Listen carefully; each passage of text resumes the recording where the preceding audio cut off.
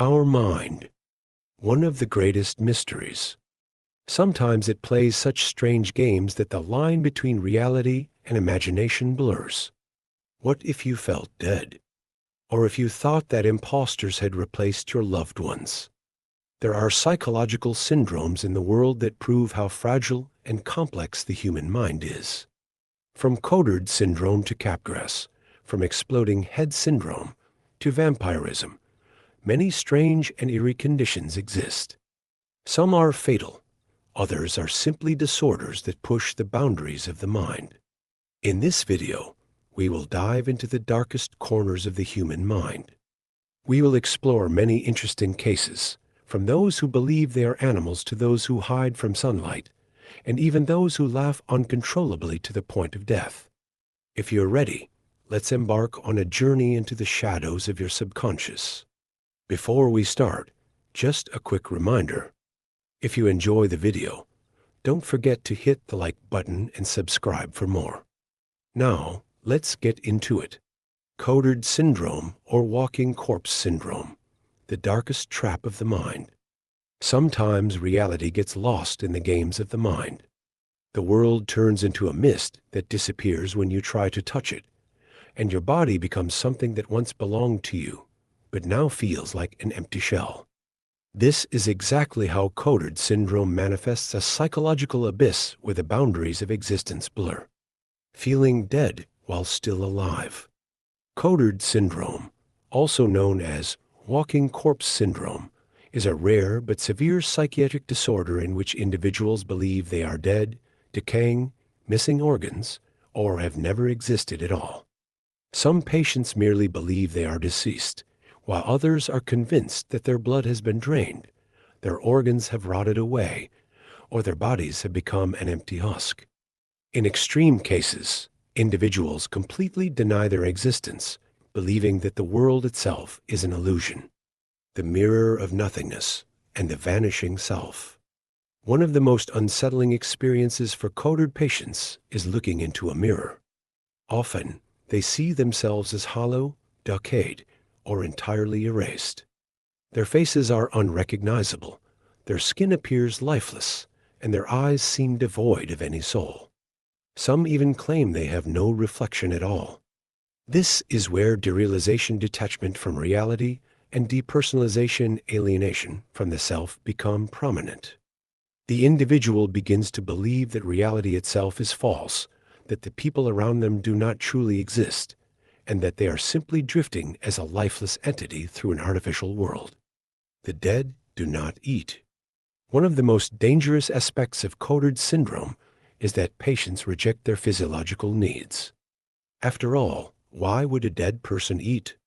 If their stomach no longer functions, if their blood no longer circulates, if their organs are lifeless, then hunger and thirst must also be illusions.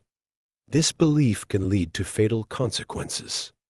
Many Cotard Syndrome patients have starved to death because their brains completely erase the necessity of food and water. When the mind decides that the body no longer exists, physical deterioration soon follows. A crisis of existence, or the darkest trick of the mind. Cotard Syndrome is one of the most extreme examples of how fragile and complex the human mind can be. It is a psychological labyrinth where the boundaries between reality and illusion completely dissolve, leading to a terrifying confrontation with existence itself. Imagine waking up one morning and realizing your body no longer exists. Or looking into a mirror and believing you died long ago. Perhaps the scariest thing about Cotard Syndrome is this: being trapped in an illusion you can never recognize as false. Alice in Wonderland Syndrome, when reality becomes a dream. Reality is not always as stable as we think. What if the world around you suddenly started shifting, objects growing and shrinking, time stretching and compressing, your own body distorting beyond recognition? This is not a fantasy, but a real neurological condition known as Alice in Wonderland Syndrome, eyes. What is Alice in Wonderland Syndrome? Alice in Wonderland Syndrome is a rare neurological disorder that distorts perception, space, time, and even one's own body image. People who experience eyes report that their surroundings appear to shrink micropsia or enlarge macropsia, much like Alice's adventures in Lewis Carroll's famous tale. They may feel as if their body is stretching like rubber or shrinking into itself, leading to an unsettling detachment from reality. The hallucinations of a distorted world. Imagine waking up and feeling like your hands are suddenly 3 times their normal size, or that your legs are too short to reach the floor. The furniture in your room may appear to move closer or further away, and the walls might feel like they are breathing. Some people report hearing sounds that are abnormally loud or extremely distant, as if their senses are detached from reality. Eyes affects more than just vision. The perception of time can also be altered. A few seconds might feel like hours, or an entire day might pass in what seems like a few minutes. Some patients describe walking down a hallway that seems to stretch endlessly, even though they know it should be short. These hallucinatory experiences can be terrifying, leaving the person questioning what is real and what is illusion, blurring the lines between reality and illusion. Alice in Wonderland Syndrome is a fascinating and eerie glimpse into the fragility of human perception. It is a reminder that what we see, hear, and feel is not always a perfect reflection of reality, but rather an interpretation shaped by the brain. What if, one day, your world suddenly started to shift? Would you recognize the illusion, or would you, like Alice, fall deeper into Wonderland? Kapgras Syndrome, when loved ones become strangers. What if one day you looked at your best friend, your parent, or even your spouse, and you were convinced that they were an imposter? That the person in front of you looked exactly like them, spoke like them, acted like them. Yet deep inside, you just knew it wasn't really them.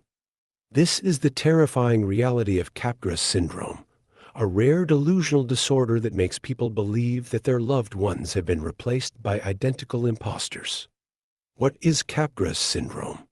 Kapgras Syndrome is a rare neurological and psychiatric condition in which a person firmly believes that someone close to them has been replaced by an identical-looking double.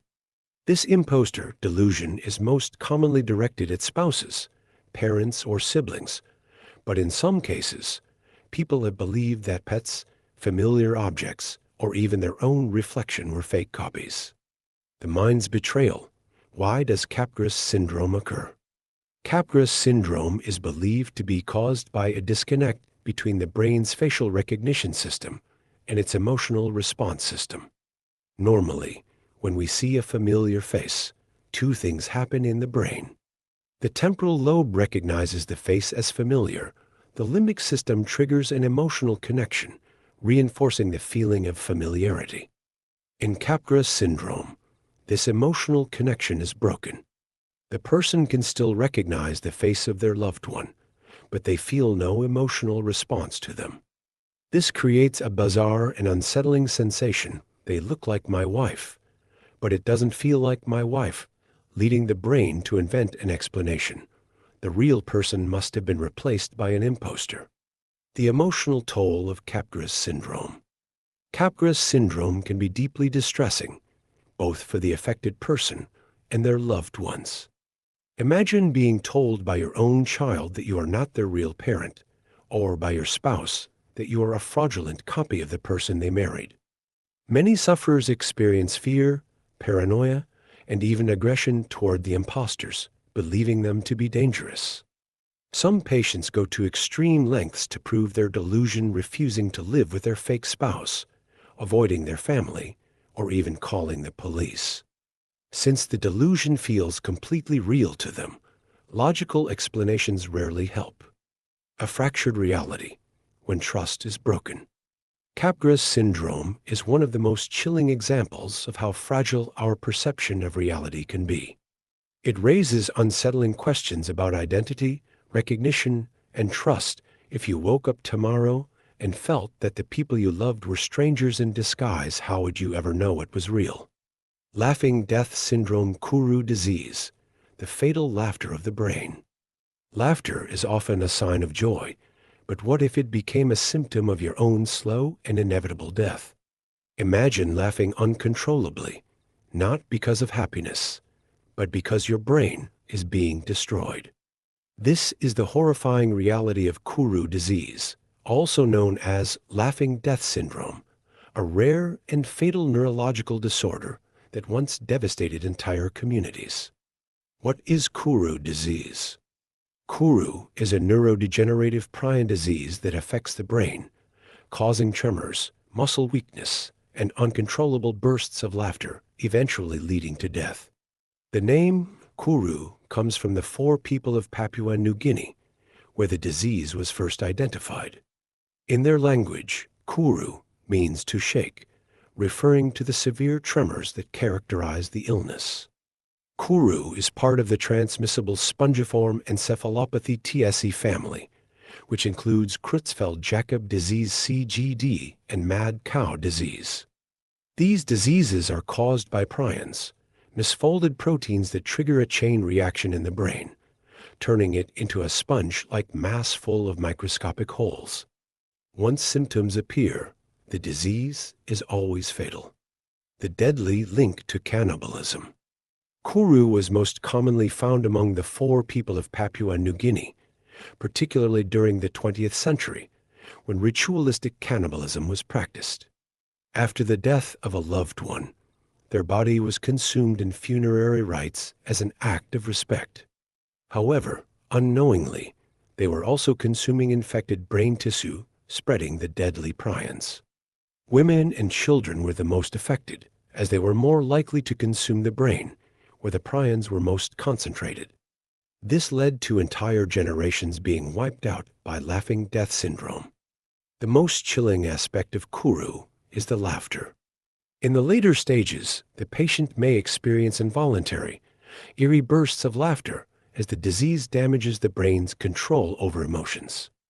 This is why it became known as laughing death syndrome.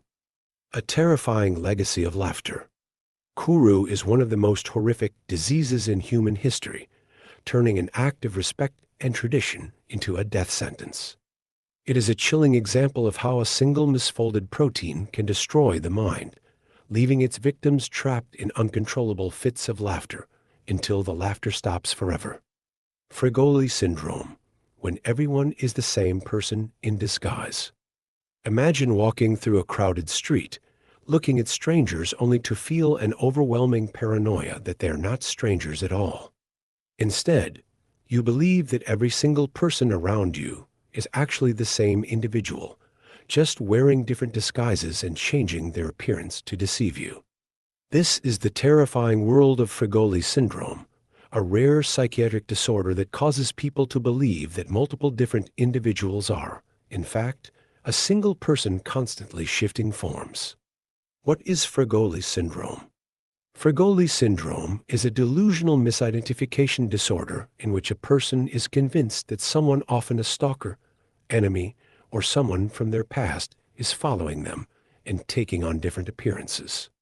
No matter how different these people look, the affected individual sees them as being the same person in disguise. First described in 1927 by 2 French psychiatrists, Paul Courbon and G. Fail, the syndrome was named after Leopoldo Fregoli, an Italian actor famous for his ability to quickly change costumes and transform into different characters during his performances. For example, a patient might be convinced that their neighbor, doctor, and barista are all the same person, constantly changing their face and clothing to trick them. No amount of logical explanation can convince them otherwise, as their delusion is deeply ingrained. Fregoli syndrome is believed to result from abnormal brain function, particularly in areas responsible for facial recognition and emotional processing. A mind that can't escape its own illusions. Living with Fregoli syndrome is like being trapped in a never-ending psychological thriller. Every person, every interaction, every familiar face becomes a potential deception. Loved ones are no longer trusted. The world becomes a stage where one single elusive enemy is playing every role at once. A glitch in reality, when everyone is the same.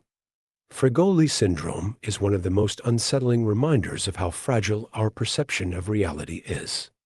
It forces us to ask, how do we truly recognize the people around us? And what happens when our brain gets it wrong? If one day you started believing that everyone in your life was the same person in disguise, how could anyone convince you otherwise? Exploding head syndrome, the nightmare of sudden sound. Imagine lying in bed, your body relaxed, drifting into sleep when suddenly a loud explosion shatters the silence inside your head. It sounds like a gunshot, a bomb, or a deafening electrical surge. Your heart races, your body jolts awake, yet the room remains silent. No actual sound has been made. This is the terrifying experience of exploding head syndrome, as a bizarre and unsettling sleep disorder that turns the quietest moments into a waking nightmare. Exploding head syndrome occurs when a person is falling asleep or waking up, triggering the illusion of an extremely loud noise inside their mind. It is not a physical explosion, but a misfiring of the brain's auditory system, creating a phantom burst of sound. Some describe it as a violent bang, a clap of thunder, or even an ear-piercing scream. Others report flashes of light, electric zaps, or the sensation of an invisible force hitting them. Though completely harmless, the sudden shock can cause intense fear, panic attacks, insomnia, and an overwhelming sense that something is terribly wrong. The exact cause of exploding head syndrome remains a mystery, but researchers believe it may be linked to stress, sleep deprivation, and neurological glitches in the brain as it transitions between wakefulness and sleep. Some theories suggest that the brain fails to properly shut down during sleep, causing it to misinterpret normal neural activity as an explosive sound. Others believe it could be related to disorders like sleep paralysis, migraines, or even minor seizures. Though it can affect anyone, it is more commonly reported by those experiencing high levels of anxiety or irregular sleep patterns. Despite its frightening nature, exploding head syndrome is not dangerous and does not cause any physical harm. However, for those who experience it frequently, the fear of another episode can lead to chronic sleep disturbances and heightened anxiety, trapping them in a cycle of exhaustion and fear. Treatments are often unnecessary, but practicing stress management, improving sleep hygiene, and reducing caffeine intake can help reduce episodes. In severe cases, doctors may prescribe low-dose antidepressants or anti-seizure medications to calm the brain's overactive electrical signals. The strangest thing about exploding head syndrome is how it turns the act of falling asleep, one of the most peaceful moments of the day, into something terrifyingly unpredictable. The brain, usually a guardian of logic and perception, suddenly betrays its own reality, leaving a person caught between wakefulness and an auditory hallucination, so vivid it feels like the world is shattering around them. Yet, when they open their eyes, there is nothing, only silence and the lingering fear that it might happen again. Foreign accent syndrome, when your voice becomes a stranger. Imagine waking up one morning, opening your mouth to speak, and realizing that your voice, your most familiar sound, has changed. You're still speaking the same language, using the same words, but something is eerily different. Your accent is no longer your own. Perhaps you, a native English speaker from Texas, now sound inexplicably British. Or someone who has spent their entire life in France suddenly speaks with a thick Chinese accent. This is the bizarre and unsettling reality of foreign accent syndrome, FAS, a rare neurological disorder that causes people to develop a completely new and unintended accent after a brain injury, stroke, or trauma. Foreign accent syndrome is not a deliberate imitation or psychological condition. It is a genuine neurological phenomenon. The brain, after suffering damage, alters the way it controls speech, subtly changing pronunciation, rhythm, and intonation. The result? A completely different accent that doesn't match the person's linguistic background. Though rare, documented cases date back to 1907, with some of the most famous examples including a Norwegian woman who, after a head injury during World War II, began speaking with a distinct German accent, leading to her being shunned by her community. The cause of FAS is usually linked to trauma affecting the brain's language centers, particularly the left hemisphere, which controls speech production. Strokes, head injuries, multiple sclerosis, and even migraines have been identified as triggers. In some cases, the condition resolves over time, while in others, the new accent remains permanently. Though it does not affect intelligence or the ability to communicate, it can be deeply unsettling for those who experience it, leading to identity confusion, social anxiety, and emotional distress. The strangest aspect of foreign accent syndrome is that the new accent is often not a perfect replica of any existing one. It is not as if the brain simply downloads a new linguistic pattern. Rather, it reorganizes speech in a way that happens to resemble an accent. To an outsider, the speaker may sound French, Russian, or Italian, but in reality, their speech is the result of random changes in pronunciation and intonation. This makes FAS both scientifically fascinating and personally distressing, as individuals struggle to reconcile their new voice with their sense of self. Treatment for foreign accent syndrome is limited, as the brain's speech mechanisms are complex and not fully understood. Speech therapy can sometimes help retrain pronunciation, but for many, the change is permanent. What makes FAS so unsettling is not just the physical change in speech, but the existential question it raises. If your voice, the sound that defines you, suddenly becomes unrecognizable, are you still the same person? Werewolf Syndrome, when the body refuses to stop growing hair. Throughout history, legends of werewolves, humans cursed to transform into beasts, have terrified and fascinated people. But what if such a transformation, at least in appearance, was real? This is the strange and rare reality of werewolf syndrome, scientifically known as hypertrichosis, a condition that causes excessive hair growth all over the body, including the face. Those affected often resemble the mythical creatures from folklore, earning them names like Wolfman or Werewolf People. Hypertrichosis can be congenital, present from birth, or acquired later in life. In the congenital form, the condition is caused by genetic mutations, often leading to a full body coat of thick hair, even covering the face and forehead. This is incredibly rare, with only a handful of documented cases in the world. In acquired hypertrichosis, excessive hair growth can occur due to hormonal imbalances, certain medications, cancer, or metabolic disorders. Unlike typical hair growth patterns, the condition affects areas that usually remain hairless, such as the forehead, cheeks, and eyelids.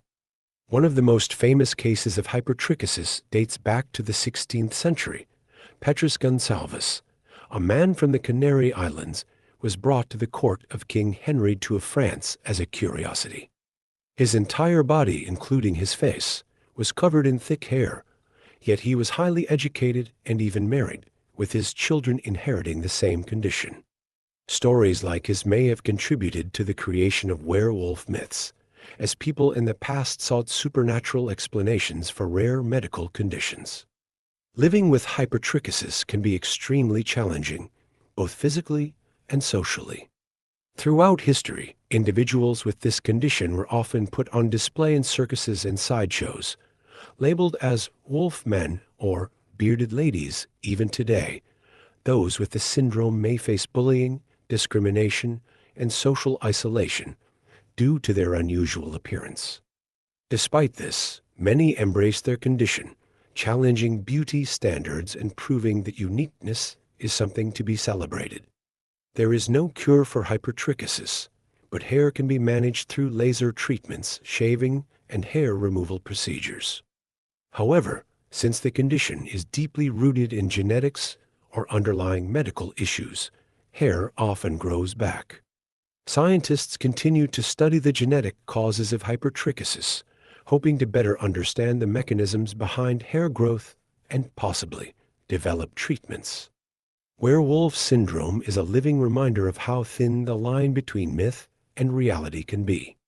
While ancient legends spoke of humans turning into beasts under the full moon, the truth is both stranger and more tragic. Some are born with a genetic condition that makes them look like something out of folklore, not by choice, but by fate. They're in a world obsessed with appearance. Can we learn to see beyond the fur? Automatic behavior syndrome, when the body moves without the mind. Imagine waking up to find your phone placed somewhere you don't remember, your shoes tied neatly, or even a half-written message on your screen, yet you have no recollection of doing any of it. It's as if your body was functioning on autopilot while your mind was completely disconnected. This eerie phenomenon is known as Automatic Behavior Syndrome (ABS), a condition where a person performs complex actions while in a state of altered consciousness, only to forget them entirely afterward. People with automatic behavior syndrome often appear awake, speak, write, or carry out daily tasks, but their awareness is minimal, and their memory does not register these actions. Unlike traditional sleepwalking, which happens in deep sleep, ABS can occur when a person is extremely sleep-deprived, mentally exhausted, or under the influence of neurological disorders. It is most commonly linked to conditions like narcolepsy, severe insomnia, epilepsy, or brain injuries. The experience can be unsettling, as individuals may find themselves completing routine behaviors such as making coffee, texting, or even driving short distances without any conscious recollection. Since they act on deeply ingrained habits, their movements appear normal, but the mind is operating in a disconnected, dreamlike state. In some cases, people may even respond to conversations, follow instructions, or complete work tasks, only to later realize that their memory has completely erased the event. What makes this syndrome particularly dangerous is that the actions can sometimes be risky. People with ABS have been known to leave the stove on, send confusing messages, or walk into traffic without realizing what they are doing. Unlike full consciousness, where we evaluate choices and consequences, the brain in this state is simply going through the motions, detached from logical thinking. The underlying cause of automatic behavior syndrome is often tied to brainwave disruptions, particularly in regions responsible for alertness, memory formation, and decision-making. Sleep deprivation plays a major role as the brain, desperate for rest, begins to shut down certain cognitive functions while keeping the body operational. In cases related to narcolepsy, ABS can occur as part of sudden sleep attacks, where the person slips into a semi-conscious state without warning. There is no universal cure, but treatment focuses on addressing the root cause. This includes improving sleep quality, managing neurological conditions, and reducing stress levels. In severe cases, stimulant medications or behavioral therapy may be used to help regulate wakefulness and cognitive awareness. Automatic behavior syndrome is a chilling reminder that our brains do not always need our permission to act. It raises an unsettling question. If your body can move, respond, and complete tasks without your awareness, then what truly defines being awake? Sudden unexplained nocturnal death syndrome, the silent killer in sleep. Imagine going to bed feeling perfectly fine, no pain, no symptoms, no warning signs. Then, without any explanation, you never wake up. Your heart simply stops in the middle of the night. This is the horrifying reality of sudden unexplained nocturnal death syndrome (SUDS), a mysterious and terrifying condition where seemingly healthy individuals die in their sleep without an obvious medical cause. SUDS first gained attention in the 1970s and 1982 when young, healthy men of Southeast Asian descent, particularly from Hmong, Filipino, Thai, and Laotian communities, started dying unexpectedly in their sleep. Many of these deaths occurred in refugees who had fled war-torn regions, sparking fear and superstition. Some believed it was caused by evil spirits, while others thought it was linked to extreme stress or genetic predisposition. Modern medicine has identified a likely connection between SUDS and fatal heart rhythm disorders, particularly Brugada syndrome, a rare genetic condition that disrupts the heart's electrical system. The disorder can cause sudden, deadly arrhythmias, especially during sleep, when the heart rate naturally slows. Because Brugada syndrome doesn't always show symptoms, many people who have it never realize they are at risk until it is too late. SUDS is particularly frightening because it often affects young, healthy individuals with no prior history of heart disease. Victims are frequently found in bed with no signs of struggle, just an inexplicable failure of the heart to keep beating. In some cases, there have been reports of people waking up gasping for air or experiencing terrifying sleep paralysis episodes before their death, leading to speculation that SUDS may involve a mix of neurological and cardiac factors. Since the exact triggers of SUDS are still not fully understood, prevention focuses on early detection of heart irregularities. Individuals with a family history of sudden cardiac death are encouraged to undergo ECG tests to check for hidden arrhythmias. For those diagnosed with Brugada syndrome or similar conditions, treatment options include lifestyle modifications, avoiding certain medications, and in severe cases, implanting a defibrillator ICD to prevent sudden cardiac arrest. Despite medical advancements, SUDS remains one of the most chilling and least understood syndromes. It is a stark reminder that even the healthiest bodies can harbor hidden vulnerabilities, and that the line between life and death can be as thin as a single heartbeat. Perhaps the scariest thought of all is this: if death can come so silently in the night, how do we ever truly feel safe when we close our eyes? Fish odor syndrome, when the body betrays you with its scent. Imagine stepping into a room and seeing people wrinkle their noses, subtly stepping away from you. You've showered, used deodorant, and worn fresh clothes, yet an unbearable, fish-like odor seems to follow you everywhere. No matter how much you try, the smell never fades.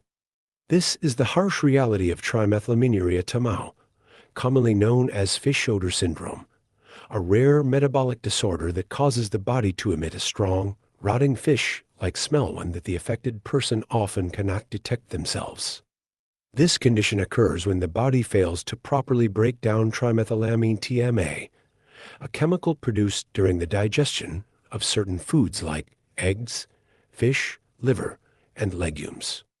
In healthy individuals, an enzyme in the liver converts trimethylamine into an odorless form, which is then excreted. However, in people with tamao, this process does not work properly, leading to a buildup of the odorous compound. As a result, the chemical is released through sweat, urine, and breath, creating a persistent and overwhelming fishy smell. Tamao is often genetic, passed down in families due to mutations in the FMO3 gene, but in some cases, it can develop later in life due to liver disease, hormonal changes, or certain bacterial imbalances in the gut. Interestingly, some people only experience symptoms temporarily, particularly during puberty, pregnancy, or menstruation, when hormonal fluctuations can worsen the condition. One of the most devastating aspects of fish odor syndrome is its psychological impact. Those with the condition often suffer from severe social anxiety, depression, and isolation as they struggle with bullying, rejection, and embarrassment. Many report losing jobs, relationships, and even avoiding public spaces altogether due to the fear of being ridiculed for something completely beyond their control. The fact that they cannot smell the odor themselves makes the situation even more distressing, as they rely on the reactions of others to gauge their condition. Currently, there is no definitive cure for tamao, but symptoms can often be managed through diet and lifestyle changes. Avoiding foods rich in choline like fish, eggs, and soy, taking activated charcoal or copper chlorophyll in supplements to help absorb trimethylamine, and using acidic soaps or lotions to reduce skin odor can all help. Some patients also benefit from certain antibiotics that modify gut bacteria to reduce the production of the smelly compound. Despite being a physical disorder, fish odor syndrome is often misunderstood, with many sufferers dismissed as simply having poor hygiene. Yet, for those who live with it, the condition is a daily battle against an invisible and uncontrollable enemy. In a world that places immense value on personal hygiene and social acceptance, Tamao is a cruel reminder that sometimes the body refuses to follow the rules we expect it to. Mind blindness, living without mental images. Close your eyes and imagine a red apple. Can you see its shiny skin, the subtle curves, the light reflecting off its surface? Now imagine standing on a beach at sunset. Can you picture the golden hues, the waves rolling in, the feeling of warm sand beneath your feet? For most people, this kind of mental imagery is effortless, a natural part of thought and memory.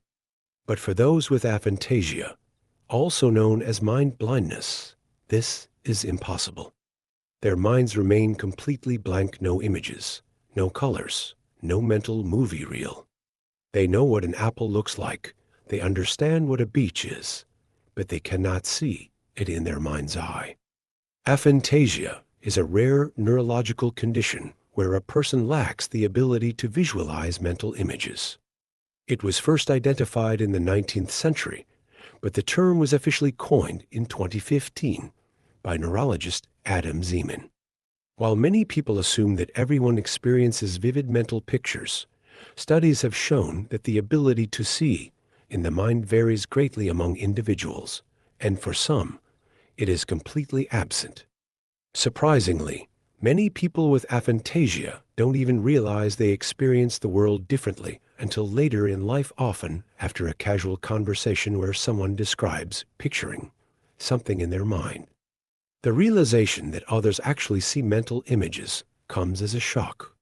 While aphantasia may sound limiting, it doesn't necessarily affect intelligence, creativity, or imagination. Many individuals with this condition excel in fields like mathematics, science, and philosophy, relying on abstract thinking, logic, and memory rather than visual mental simulations.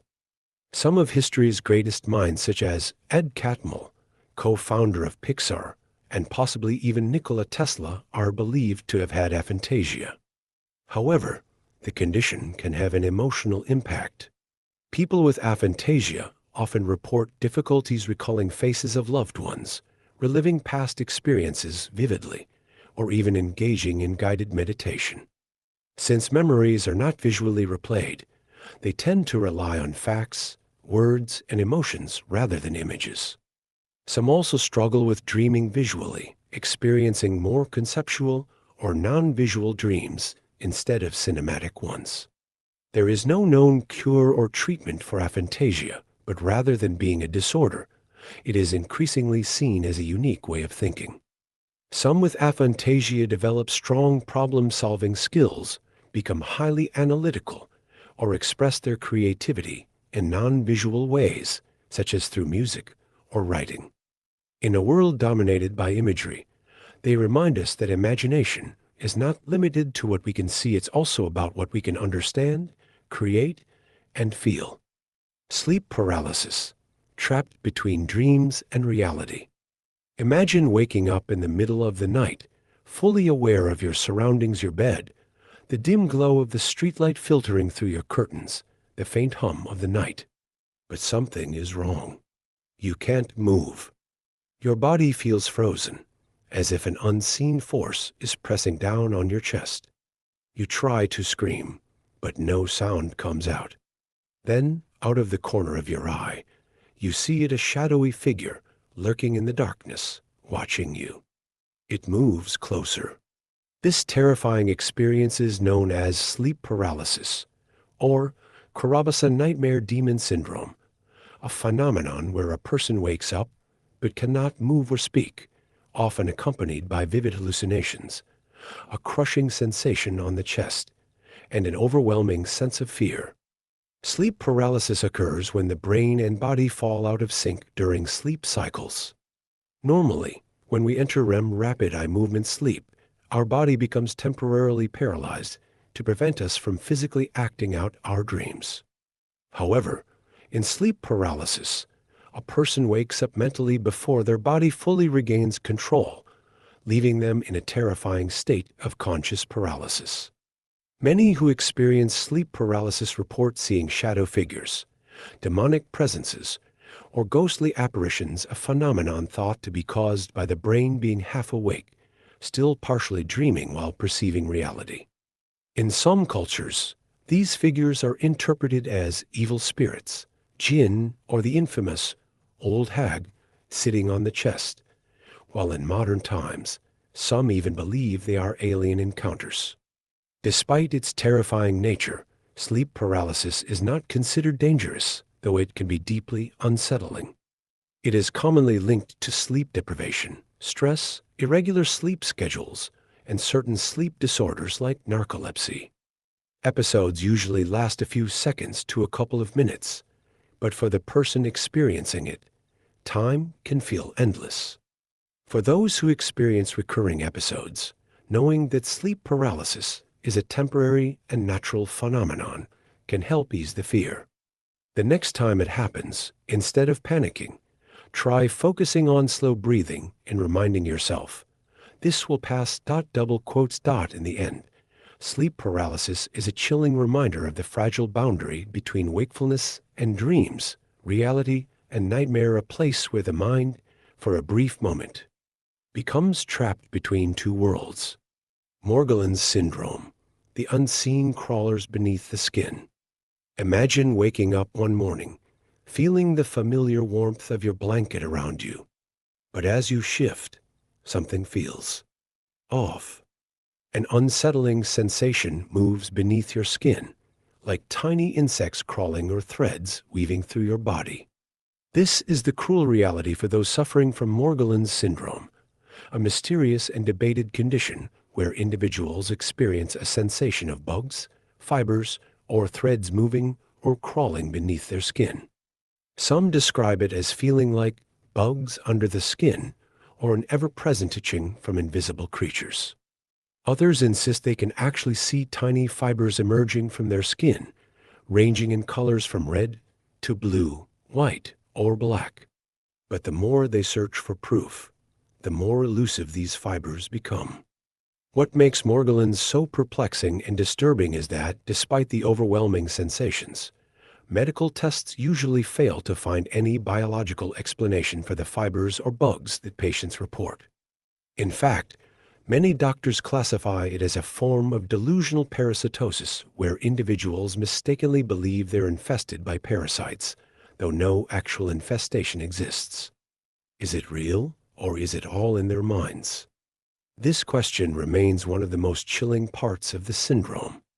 The fibers that sufferers report often appear to emerge from sores, scabs, or other skin lesions.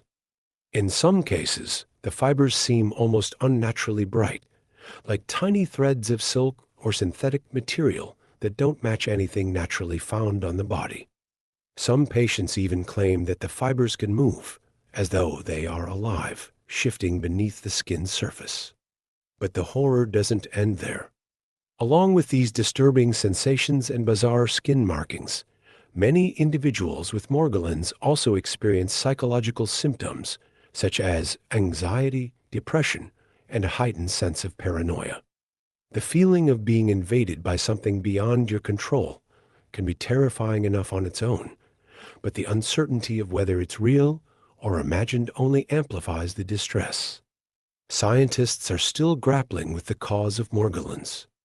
Some suggest it could be related to Lyme disease, as certain patients with Morgellons also test positive for the bacteria that cause Lyme.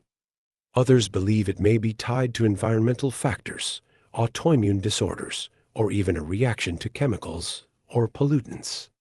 But until then, Those suffering are left in a nightmare where their bodies betray them, and the truth of what's really happening remains hidden in the layers beneath their skin. Morgellons is not just a physical affliction, it's a psychological and existential torment, where the boundary between the real and imagined becomes impossible to define. Are the threads really there? Is the crawling beneath the skin a hallucination? Or is something truly terrifying happening beneath the surface that we just can't yet comprehend? Phantom limb syndrome, the haunting of a missing limb. Imagine losing a part of yourself, maybe a hand, a leg, or even an entire arm. The trauma of amputation is profound, and the absence is immediately felt in the physical body. But what if, long after the amputation, you could still feel the missing limb? Not only that, but you might feel pain, itching, or pressure in a part of your body that no longer exists. This is the unsettling reality of phantom limb syndrome, where amputees continue to perceive sensations, sometimes vivid, in their missing limbs. The phenomenon often begins shortly after the amputation, as the brain, which has been accustomed to receiving sensory input from the now missing body part, struggles to adjust. It continues to map the limb into its sensory processing system, creating a sense of its presence, despite its absence. For some, this results in a feeling of touch, like the sensation of being touched or held, or even the feeling of the limb moving as though it were still attached. The eeriest aspect of phantom limb syndrome is the pain. Imagine a limb that no longer exists, yet agonizing, burning, or stabbing pain pulses from that very spot. These phantom pains can be so intense that they cause distress and disruption in the person's life, making them feel as if they are still trapped in the pain of their amputation. For some, it's a burning sensation that feels like the limb is on fire. For others, it's an aching or cramping sensation, as if the missing arm or leg is stiff and locked in place. The origin of phantom limb syndrome lies in the brain's neural pathways, specifically in the somatosensory cortex, which is responsible for processing touch and sensation from the body. When a limb is lost, the brain's representation of the limb doesn't vanish immediately. Instead, it can remain in place, continuing to generate sensory feedback that the individual perceives as coming from the now non-existent body part. It's as though the brain, in a final act of defiance, refuses to let go of a part of the self. The psychological effects of phantom limb syndrome can be just as debilitating as the physical ones. The emotional toll, the feeling of being disconnected from one's own body, the frustration of not being able to escape the sensation of a limb that isn't there can lead to depression, anxiety, and a sense of loss that goes far beyond the amputation itself. The body, once whole, now feels incomplete, both physically and psychologically. Interestingly, treatments for phantom limb syndrome focus on retraining the brain. Mirror therapy, for example, uses a mirror to reflect the image of the existing limb, tricking the brain into seeing the missing limb move and relieving some of the pain. Techniques like sensory discrimination therapy and even virtual reality have been explored to help the brain remap itself and adjust to the loss. However, for those who experience it, the sensation of having a missing limb still lingering, still reaching, still aching, is an ongoing reminder of the complex, haunting relationship between mind and body. Phantom limb syndrome is a phenomenon where absence becomes presence, and the body's deep connection to itself refuses to acknowledge the line between what is and what no longer is. The missing limb may be gone, but the memory of it, the ghost of it, will haunt the person forever. Lithopedion Syndrome, the stone baby lost in time. Imagine the unimaginable, a pregnancy that, for reasons unknown, ends in tragedy. The baby, unfortunately, does not survive the early stages of development. But then, something strange happens. Instead of being naturally absorbed by the body, the fetus is preserved, frozen in time, and remains inside the mother's womb for years, sometimes even decades. This phenomenon is known as Lithopedion, or more chillingly, the stone baby syndrome. Lithopedion occurs when a fetus dies in the womb, usually in the second trimester, and the body's natural processes fail to expel it. Instead, the body encapsulates the deceased fetus in calcium deposits, essentially turning it into a hard, stone-like mass. This phenomenon is believed to occur when the body's immune system works to protect the mother from the decaying tissue, wrapping it in layers of minerals to prevent infection. Over time, the fetus becomes encased in a hardened, calcified shell, preserved and almost mummified, as though suspended in a moment of time. In most cases, the mother remains unaware of the calcified fetus inside her, continuing to live normally, often unaware of the deceased baby that lies hidden within her. Lithopedion is incredibly rare, and many cases are discovered only years or even decades later, often during routine medical procedures like an ultrasound or abdominal surgery. It is a shocking, almost surreal discovery for those who find it a child who never lived, yet still exists within the confines of the body. The condition can remain undetected for so long because the calcified fetus is often small, and in some cases, it might be mistaken for an ovarian cyst or a fibroid tumor. It's not until the mother undergoes surgery or imaging tests for another issue that the stone baby is discovered, usually leaving doctors and the patient herself astonished. But even when discovered, the stone baby can sometimes be left undisturbed. Since the fetus is entirely inert and no longer alive, doctors may recommend simply leaving it in place, as the presence of the calcified fetus typically doesn't pose a health risk to the mother. In some cases, however, the stone baby may cause pain, infection, or complications that require surgical removal. Lithopedion is often a subject of morbid fascination, an unsettling reminder of how life and death intertwine in the human body. The presence of a stone baby encapsulates a story of loss, the passage of time, and the remarkable ways the body copes with trauma. The condition itself is an eerie testament to nature's strange and sometimes bizarre adaptations, where an unremembered life remains preserved, hidden in the shadows of a mother's body. It's a living, breathing paradox life without life. Adipsia, the lost thirst, living without water.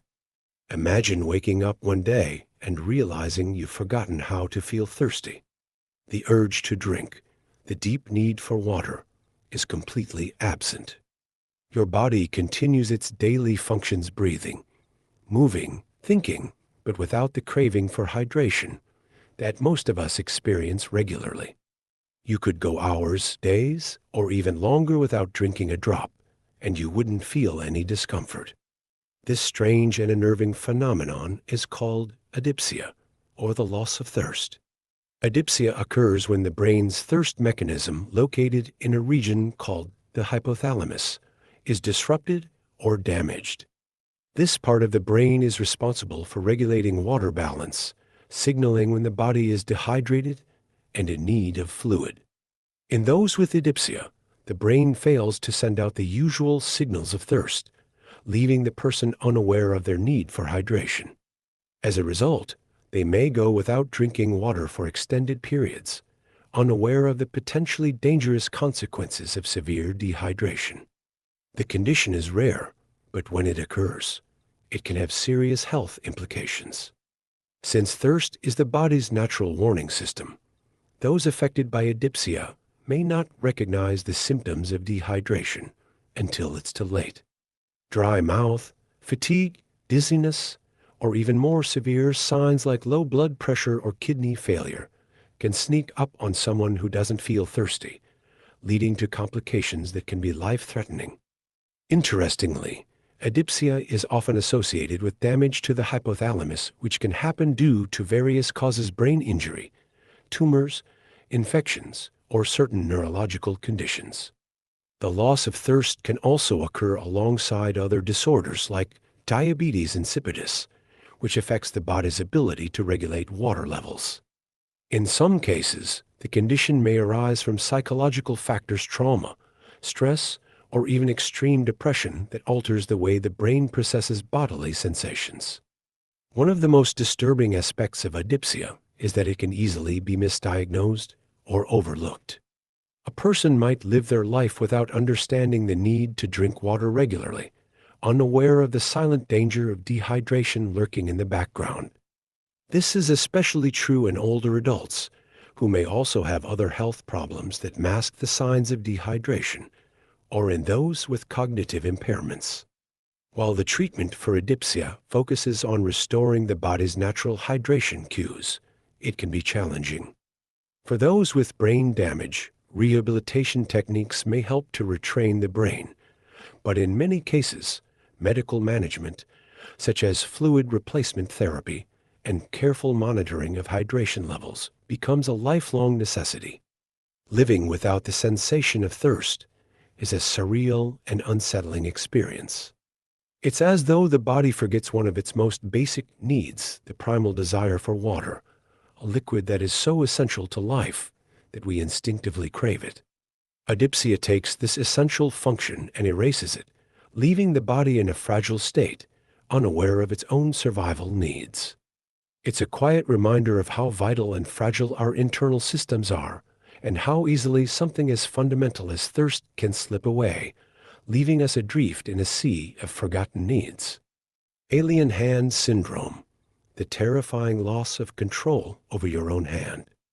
Imagine sitting at a table, your hand resting calmly by your side, when suddenly it jerks into action. You try to stop it, but it's as though your hand has a mind of its own. It reaches for an object, grabs it, or even touches your face, completely against your will. You have no control over it. It moves, acts, and grips as though it is someone else's hand entirely. This bizarre and terrifying experience is known as Alien Hand Syndrome, a rare neurological disorder in which a person's hand seems to have its own independent will. The syndrome usually occurs after damage to the brain, typically involving the corpus callosum, the bundle of nerves that connects the left and right hemispheres of the brain. When this area of the brain is compromised, often due to a stroke, brain surgery, or trauma, the usual communication between the hemispheres is disrupted, and the affected hand may start behaving as if it belongs to someone else. The brain's self-awareness breaks down, and the hand becomes an alien entity that no longer seems to belong to the person. The hand may act in a variety of ways. Sometimes it grips objects with great force, even if the individual does not want it to. It might scratch, pull, or pinch the person's own skin, causing distress and confusion.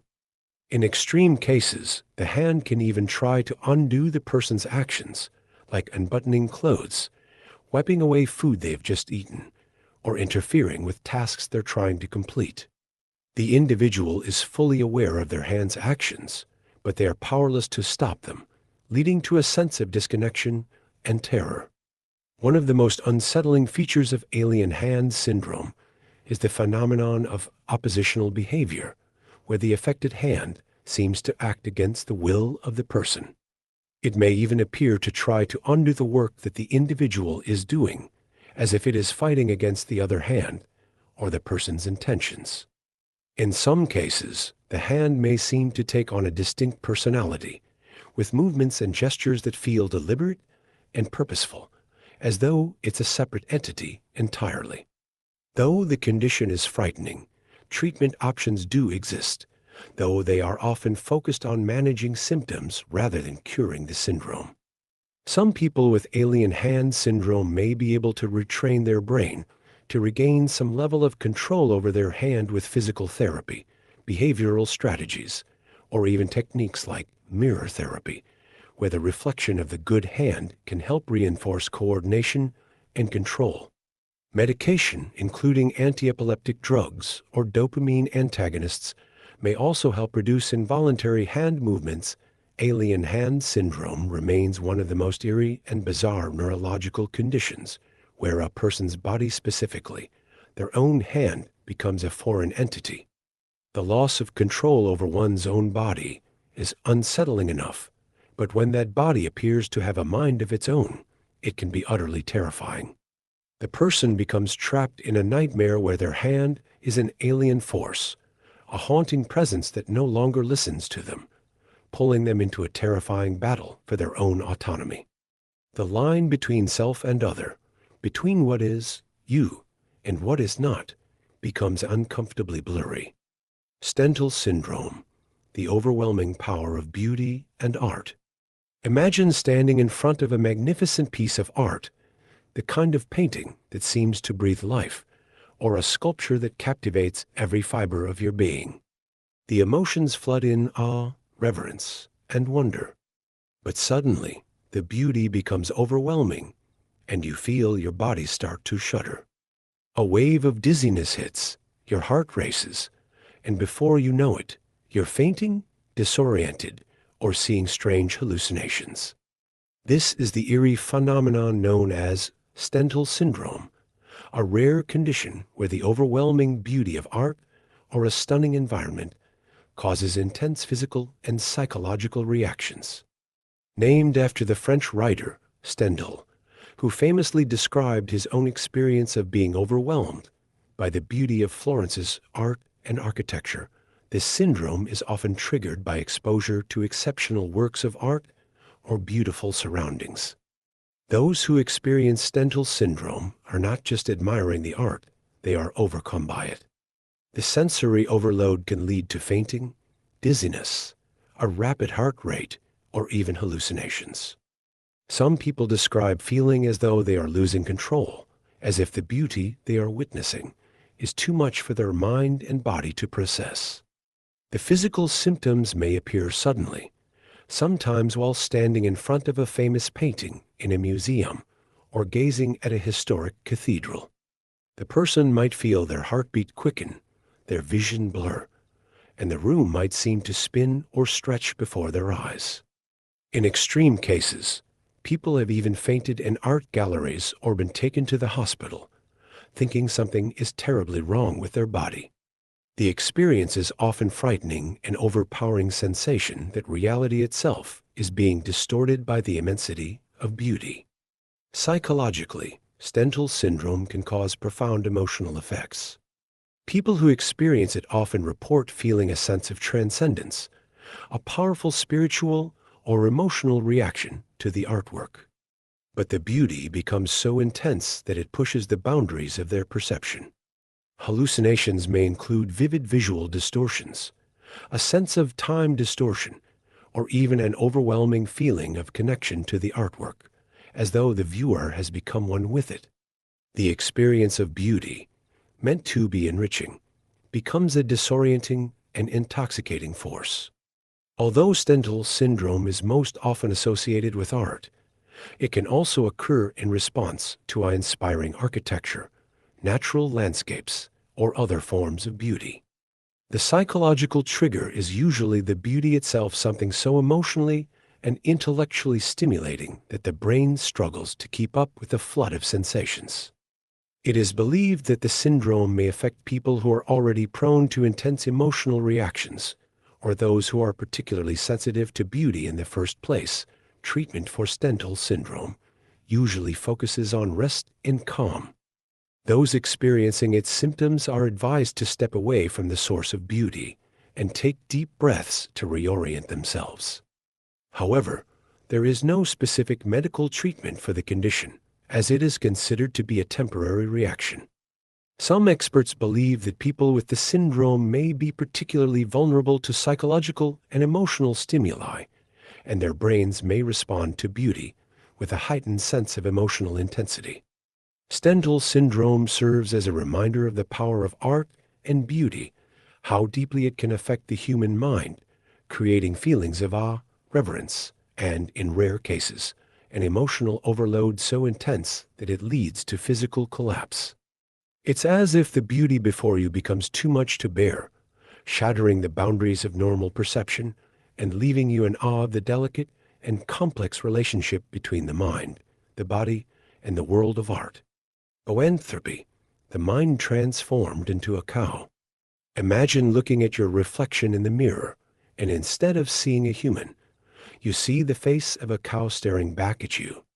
You begin to feel strange urges, instinctual, animalistic. Your senses sharpen, and without understanding why, you want to eat grass like the animals around you. You may feel a deep, overwhelming need to graze on the earth, to move and act like a cow, to live in a world where your thoughts are no longer human, but entirely animalistic. This is boanthropy, a rare and perplexing psychological disorder where a person believes they are a cow, or sometimes another animal, and starts to exhibit behaviors typical of that animal.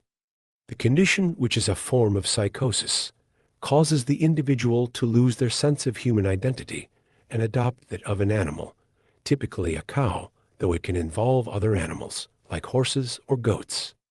Those suffering from boanthropy might display actions that are entirely non-human, such as attempting to eat grass, mimicking mooing sounds, or trying to mimic the movements of the animal they believe themselves to be. They might also refuse to speak in human language and instead make animal-like sounds. It's as if the mind becomes disconnected from human consciousness and retreats into a state where the person's true nature is identified as something more primal. The origins of boanthropy are largely unknown, though it is believed to be linked to psychotic episodes, severe mental trauma, or neurological conditions that disrupt the normal functioning of the mind. It has been historically associated with people suffering from delusional disorders or schizophrenia, in which the person's perception of reality becomes fragmented and distorted. The condition can also arise as a symptom of bipolar disorder or even severe depression.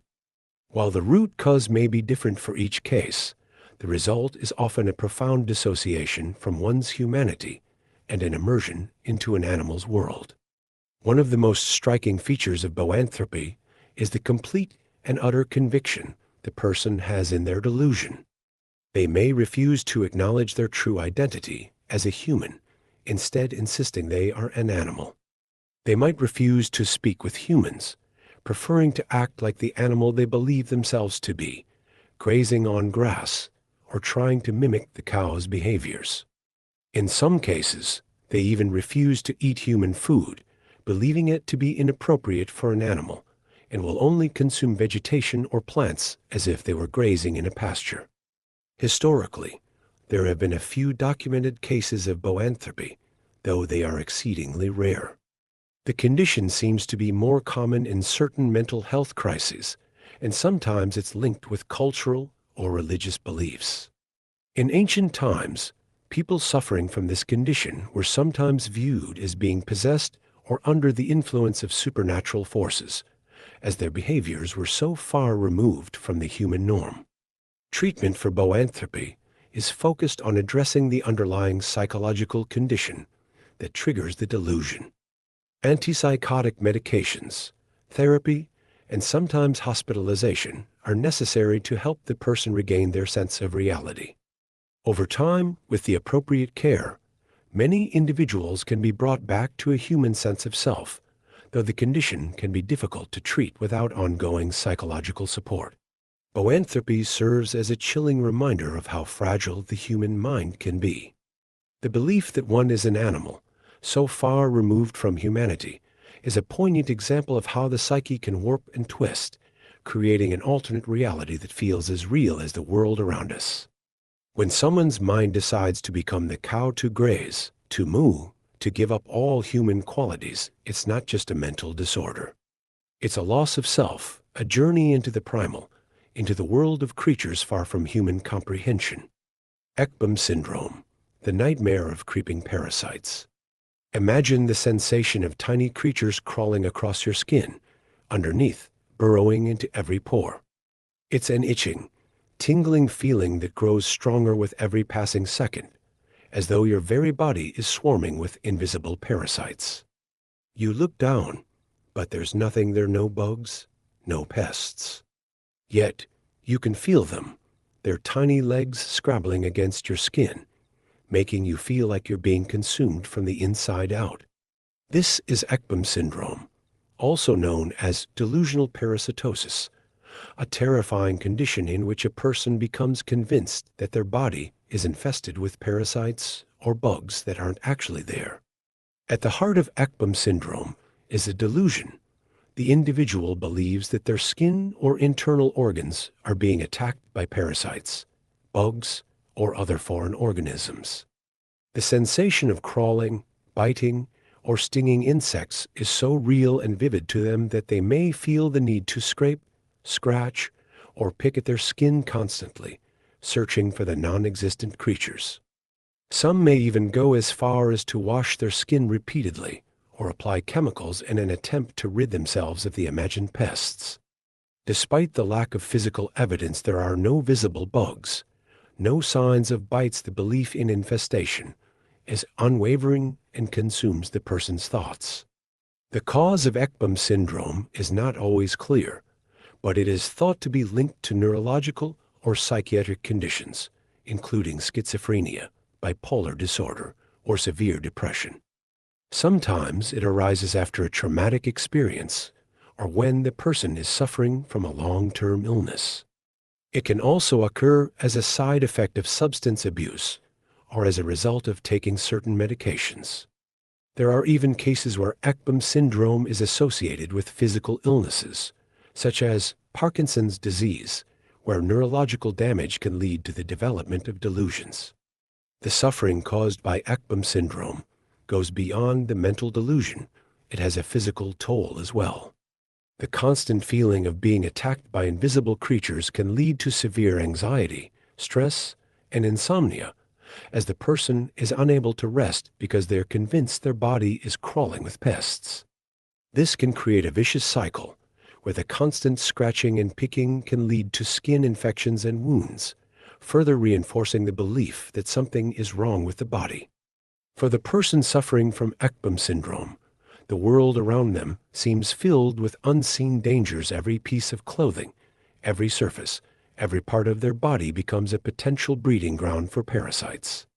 Their lives become consumed with checking their skin for signs of infestation, or even believing others have been infected too. Relationships may suffer, and social isolation can occur, as the sufferer might try to convince others of their delusion, or simply avoid social contact out of embarrassment or fear. Treatment for Ekbom syndrome typically involves antipsychotic medications to help alleviate the delusional thoughts, as well as therapy to address any underlying mental health issues. A combination of cognitive behavioral therapy (CBT) and supportive care may help the individual come to terms with their delusions and learn to manage their symptoms. In cases where the syndrome is linked to another medical condition, treating the underlying disorder may also alleviate the symptoms. Ekbom syndrome serves as a disturbing reminder of the mind's power over our perception of reality. It's a condition where the brain, consumed by a delusion of parasitic infestation, can turn the body into a battleground, convincing the individual that they are not in control of their own flesh. The true horror lies not in the bugs themselves, but in the mind's ability to create a reality so convincing that it feels more real than the world outside. Exploding teeth syndrome, the unfathomable explosion of teeth. Imagine the jarring, impossible sensation of your teeth suddenly exploding within your mouth without warning, without explanation. One moment you're chewing, smiling, or simply talking, and the next, a sharp, violent explosion erupts from your jaw, accompanied by intense pain and the terrifying sound of shattering enamel. This is exploding teeth syndrome, a bizarre and haunting phenomenon that was reported in the 19th century and remains largely unexplained to this day.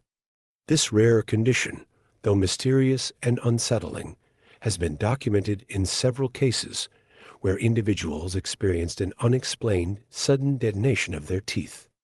The eruption typically occurs with no external cause. A person might not have been involved in an accident, nor are they experiencing any obvious dental issue like cavities or infection.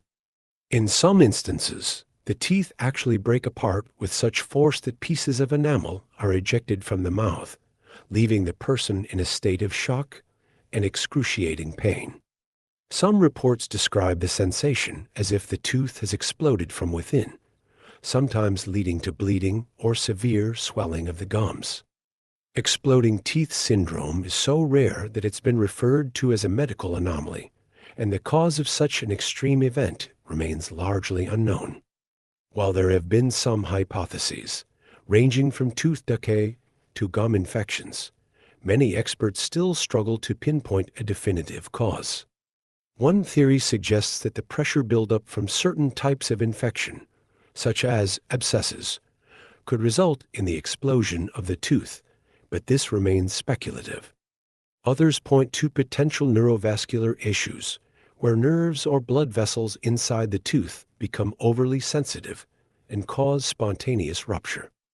A possible connection to bizarre chemical reactions within the body has also been considered, as certain elements or deficiencies could theoretically contribute to spontaneous dental explosions. However, no scientific consensus exists, and many medical professionals treat the phenomenon as a type of delusion or hallucination in extreme cases, though this theory is often met with skepticism due to the reported physical damage and pain. While exploding teeth syndrome seems to have been more commonly documented in the past, particularly during the 19th century, it hasn't been entirely eradicated in modern medical literature. Some isolated cases have emerged in the present day, but they remain extremely rare. Those who experience this mysterious phenomenon often seek immediate medical care, fearing that something more serious or life-threatening is at play. The intense physical and psychological trauma caused by such an event can leave lasting effects on the person's health, including anxiety, dental trauma, and fear of oral health. Treatment for those affected by exploding teeth syndrome often revolves around immediate pain management, dental examination, and attempts to stabilize the tooth if any remnants of the explosion remain. If the event is connected to an underlying infection or tooth decay, standard dental interventions are required to address the root cause. However, because the cause is so difficult to determine, the treatment often focuses on symptom relief and monitoring. The strange and haunting nature of exploding teeth syndrome speaks to the unpredictability of the human body, how something as routine as teeth, something we take for granted, can suddenly and violently betray us. It serves as a chilling reminder that the line between health and sudden, inexplicable calamity is much thinner than we often realize. The fear of one's own body turning against them in such a dramatic and unfathomable way is what makes this phenomenon so deeply unsettling, not just physically, but psychologically as well. The body, it seems, can sometimes be its own worst enemy. Jeanne Syndrome, the voice of the divine. Imagine waking up one morning with an overwhelming, undeniable feeling that you've been chosen for a higher purpose, that divine intervention has entered your life. You hear voices, feel a presence around you, and suddenly you believe that you are on a mission from God, a mission to speak truths that only you can reveal to the world. This is Jeanne Syndrome, named after the iconic French heroine, Joan of Arc, who, in the 15th century, claimed to hear the voices of saints guiding her actions and inspiring her to lead an army. People experiencing this syndrome are consumed by the belief that they have been chosen by a higher power to carry out a holy mission, often leading them to engage in prophetic behaviors and make divine proclamations. Those affected by Jeanne Syndrome often experience vivid auditory hallucinations, where they believe they are hearing the voices of angels, saints, or God directly speaking to them. These voices might guide them towards certain actions, such as making predictions about the future, revealing hidden truths, or even taking on roles of religious leadership. The person may feel an intense sense of destiny, as if they have been selected for a grand purpose, much like Joan of Arc herself, who led France in battle after claiming to be guided by divine voices. The affected individual may interpret their experiences as a form of divine communication and believe they have a responsibility to spread this knowledge, often through prophecy or public declarations. While Jeanne d'Arc syndrome is deeply connected to the concept of religious delusions, it goes beyond simple religious fervor. People experiencing the syndrome may believe that they are receiving direct divine instructions and may even claim to have visions or dreams that they interpret as revelations of a greater truth. Their sense of purpose and conviction becomes so powerful that it can overshadow rational thought, leading to actions that may seem irrational to others, but feel absolutely essential to the individual. The condition is often classified under the broader umbrella of delusional disorders or paranoid psychosis, and it can be associated with schizophrenia, bipolar disorder, or even severe depression. Some sufferers may also experience depersonalization, where they feel detached from reality, as though they are merely a vessel for the divine voice or message. In extreme cases, individuals might act on their delusions, believing that they must fulfill their divine mission at all costs, potentially leading to dangerous or self-destructive behaviors.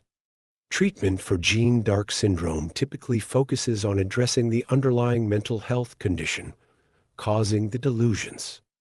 Antipsychotic medications and cognitive behavioral therapy (CBT) are common methods of managing the disorder. With appropriate intervention, the person can often regain a sense of reality and perspective, though the deeply ingrained belief in their divine mission may persist for a time. Jeanne d'Arc syndrome serves as a haunting reminder of the power of the human mind to transform ordinary experiences into something profoundly spiritual, sometimes to the point of obsession.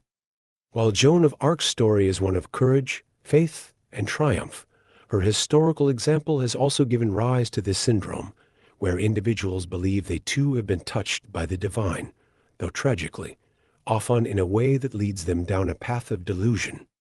What begins as a divine calling can quickly spiral into a dangerous sense of grandiosity, blurring the line between spiritual enlightenment and a deeply rooted mental illness. Vampire syndrome, erythropoietic protoporphyria, the curse of sunlight. Imagine stepping out into the sunlight, and as soon as its rays touch your skin, an unbearable burning sensation begins to spread through your body. The light feels like acid seeping into your pores, and within minutes, your skin begins to blister and redden, as if it's been exposed to intense heat. Over time, the pain intensifies, and your skin starts to warp and deform, an almost vampiric transformation, where the body reacts to the sun's touch as if it were some kind of curse.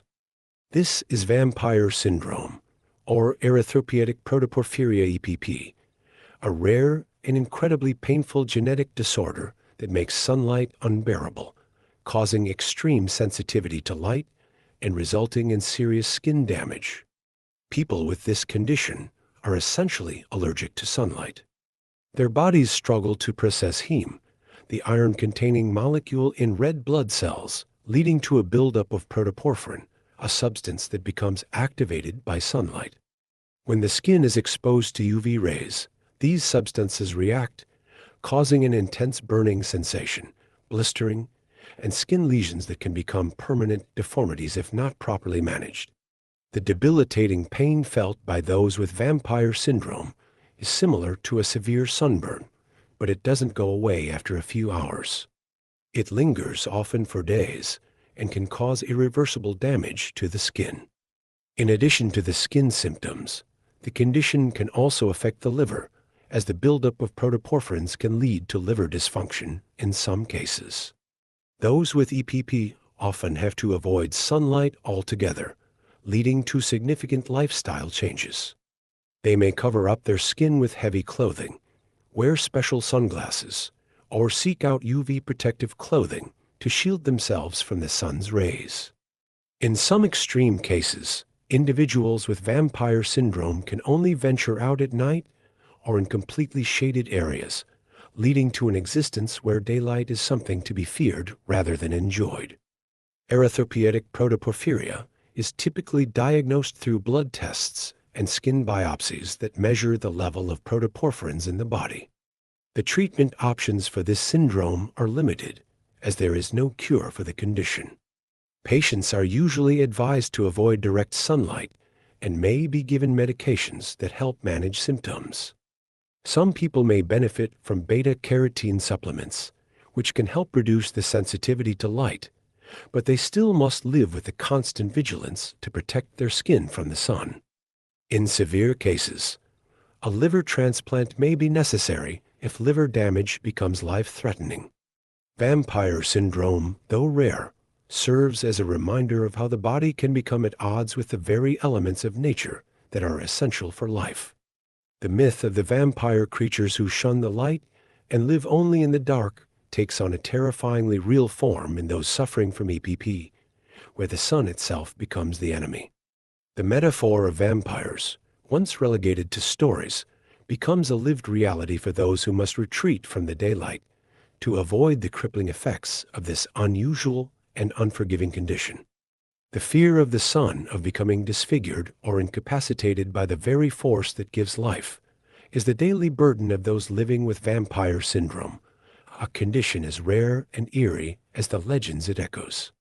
Cannibalism Syndrome, Wendigo psychosis, the uncontrollable hunger for flesh.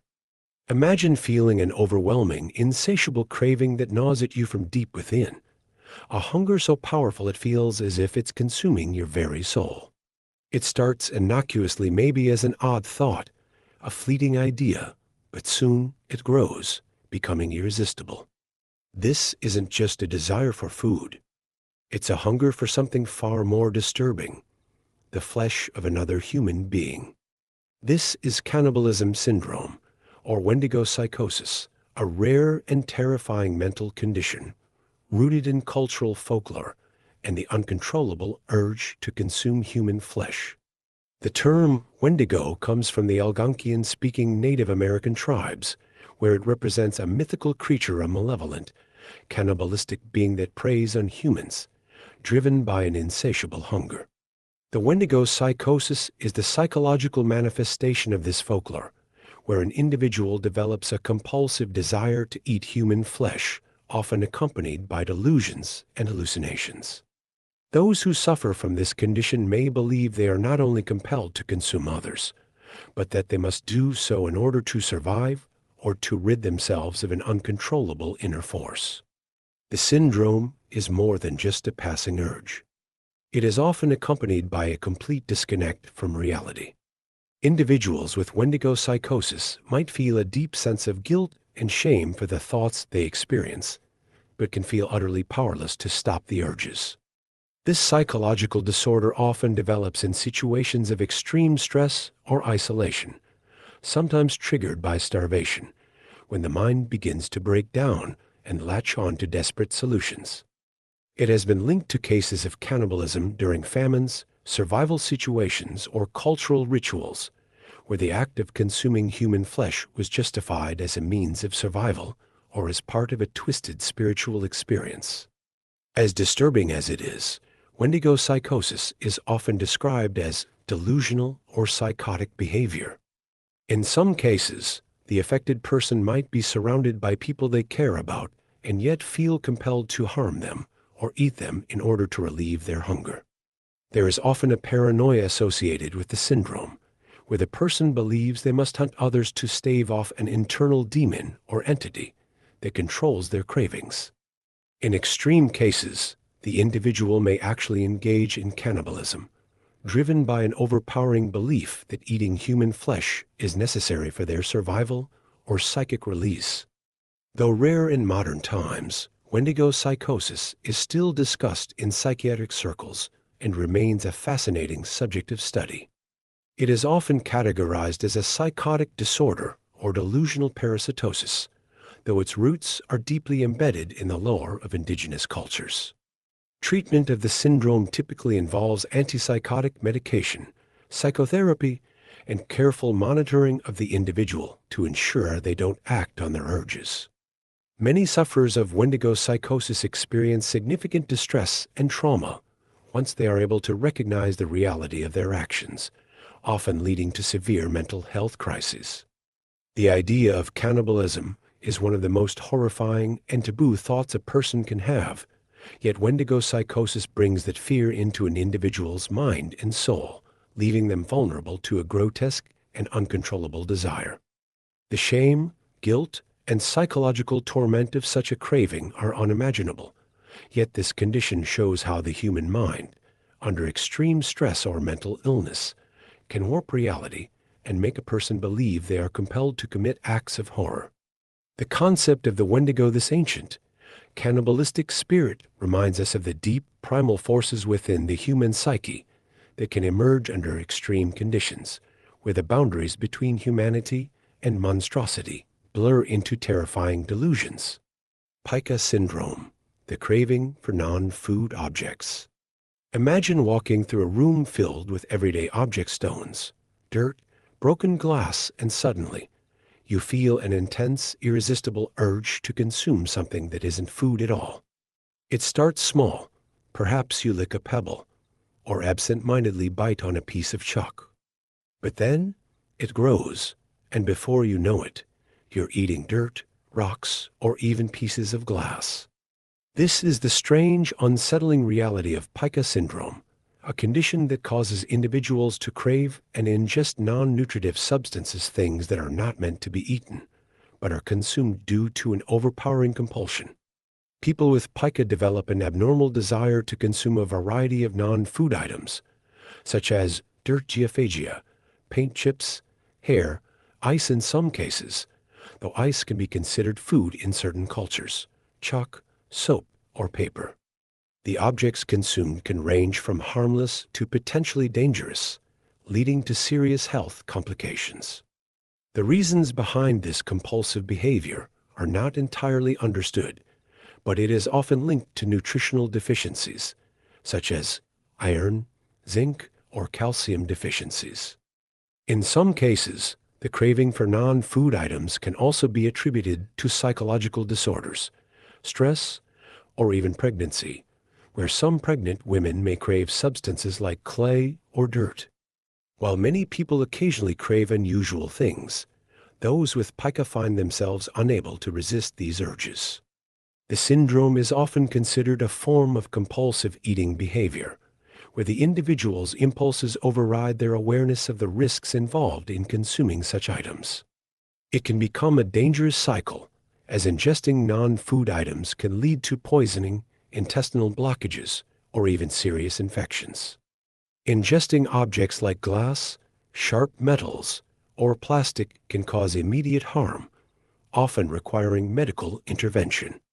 Interestingly, pica isn't just limited to eating strange objects. It can also involve the compulsive chewing or sucking of things that are not typically consumed, like ice or rubber bands, although these can sometimes be harmless in moderation. However, when the desire becomes overwhelming or dangerous, it becomes a medical concern. Children, especially those with autism or other developmental disorders, are particularly susceptible to pica, often consuming substances like dirt or paint. However, adults too can develop this disorder, sometimes due to underlying mental health issues, such as obsessive-compulsive disorder (OCD), schizophrenia, or bipolar disorder. Treatment for pica often involves addressing the underlying causes of the cravings. If a nutritional deficiency is the culprit, supplementation and dietary adjustments may help alleviate the symptoms. Cognitive behavioral therapy (CBT) is frequently used to treat the compulsive behaviors associated with pica, helping individuals manage their impulses and find healthier ways to cope with their urges. In some cases, medication may be prescribed to help control underlying psychological conditions. Though pica may seem bizarre, it highlights a deep psychological and physiological struggle. For someone with pica, the world around them is filled with objects they are driven to consume, objects that hold no nutritional value but become irresistibly compelling. The craving becomes a battle of will, body, and mind, where the individual is caught between the reality of consuming harmful substances and the compulsion to satisfy an urge they can't quite explain or control. The strange, almost primal desire to eat things that are not food is a stark reminder of how the human body and mind can break down and become disconnected from reality, leading to behaviors that seem utterly alien, but are deeply rooted in both biological and psychological factors. Todd Syndrome, the distorted perception of time. Imagine sitting in a room, watching a clock on the wall. You glance at it, and a minute feels like an hour. Time stretches and warps in front of your eyes. Then, you look back, and it's as if several hours have passed in the blink of an eye. This is Todd Syndrome, also known as time distortion syndrome, a curious phenomenon where a person experiences extreme shifts in their perception of time. It's as if the normal flow of time, the ticking of seconds, the passing of minutes, becomes disorienting and difficult to grasp. People with Todd syndrome may find themselves feeling that time either slows down dramatically or speeds up uncontrollably, often with no clear reason. For some, moments can feel like they last forever, while for others, hours can vanish in an instant. The experience is subjective, and the individual might feel completely out of sync with the world around them, as though they are trapped in a surreal state where the usual markers of time no longer apply. The syndrome is often linked to hallucinations and altered states of consciousness. In some cases, people may experience it after neurological events, such as seizures or migraine attacks, which disrupt the brain's normal processing. Some may experience it during moments of intense stress or fatigue, when the brain struggles to maintain a steady sense of time. Others may find themselves affected by Todd syndrome during periods of depersonalization or derealization, where the self feels disconnected from reality, and the passing of time becomes a blurry, fluid concept. The sensation of time slowing down or speeding up can feel intensely unsettling. For example, during the sensation of time moving too slowly, a person may feel trapped in an endless moment, overwhelmed by the weight of every passing second. On the other hand, when time speeds up, a person may feel as if they are falling behind in life, losing precious moments without being able to catch up. This warped experience of time can cause significant psychological distress, as the individual struggles to reconcile their inner experience with the reality they observe around them. Interestingly, Todd syndrome shares similarities with time distortions reported during out-of-body experiences and near-death experiences. Some people report experiencing a time dilation effect where time seems to slow down during moments of intense emotional impact or life-threatening situations. In Todd syndrome, however, the distorted perception of time is often spontaneous and disconnected from any particular external event, making it all the more confusing. In many cases, Todd syndrome is temporary, fading once the underlying issue, be it a seizure, a migraine, or stress, is addressed. However, for those who experience it regularly, it can become a source of constant disorientation. Treatment generally focuses on underlying conditions such as managing migraines, reducing stress, or addressing any neurological abnormalities. Cognitive behavioral therapy (CBT) may also help individuals cope with the anxiety and confusion that can accompany this altered perception of time. Despite its unsettling nature, Todd syndrome is a fascinating glimpse into how the human brain processes time and how that process can sometimes be disrupted in extraordinary ways. The subjective nature of time, how we perceive it, how we live in it, and how it shapes our lives becomes distorted in such a way that the world around the person seems to warp and shift, leaving them with an eerie sense of being outside the ordinary flow of life. Othello Syndrome, the delusional jealousy of betrayal. Imagine being consumed by an overpowering belief that your partner, someone you trust deeply, is betraying you. No evidence, no hints, just an intense and unshakable conviction that they are unfaithful.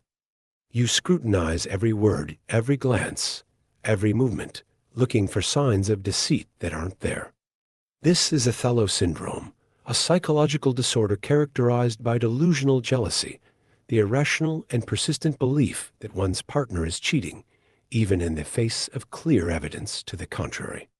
The condition is named after the tragic character Othello, from Shakespeare's play, who was consumed by jealousy and distrust of his wife, Desdemona, ultimately leading him to tragic actions. Similarly, those suffering from Othello Syndrome believe that their partners are involved in infidelity, regardless of any facts or rational explanations. The delusion is powerful, often leading to obsessive behaviors such as spying, questioning, and accusing the partner of cheating, which can spiral into severe relationship turmoil and emotional distress. People with Othello Syndrome may not have any real basis for their beliefs. In fact, their partner might be completely loyal, but their mind distorts reality, feeding the suspicion and paranoia. This delusional jealousy can manifest in constant surveillance, such as checking their partner's phone, emails, or social media to find proof that doesn't exist. The fear of betrayal becomes so overwhelming that it overrides any sense of trust or logic. This syndrome is typically linked to underlying mental health conditions such as schizophrenia, bipolar disorder, or severe depression, and it often occurs in individuals with a history of psychosis or substance abuse. The delusions might be triggered or exacerbated by stressful life events, trauma, or previous experiences of betrayal. In some cases, neurological conditions affecting the brain, particularly the areas involved in emotional regulation and perception of reality, have been associated with the onset of Othello Syndrome. The delusions of infidelity can become all-consuming. Partners often feel isolated, as the individual with Othello Syndrome's behavior grows more erratic and distrusting. The impact on relationships can be devastating, with the person suffering from the syndrome frequently accusing their partner of actions they have never committed.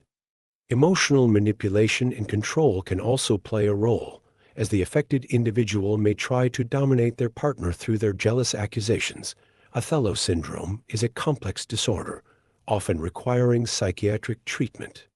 Treatment typically involves antipsychotic medication, particularly when the delusions are severe or tied to conditions like schizophrenia.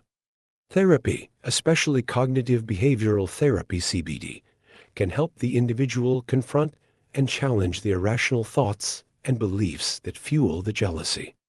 Therapy might also focus on couples counseling to help the relationship survive and recover from the damage caused by the delusions. In the end, Othello Syndrome is a tragic example of how the mind can become ensnared by delusions and paranoia, leading to distorted perceptions of reality.